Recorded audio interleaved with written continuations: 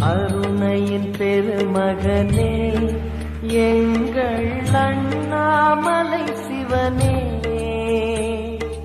ஆடிய பாதத்தில் ஓரிடம் வேண்டும், ஆடிய பாதத்தில் ஓரிடம் வேண்டும்.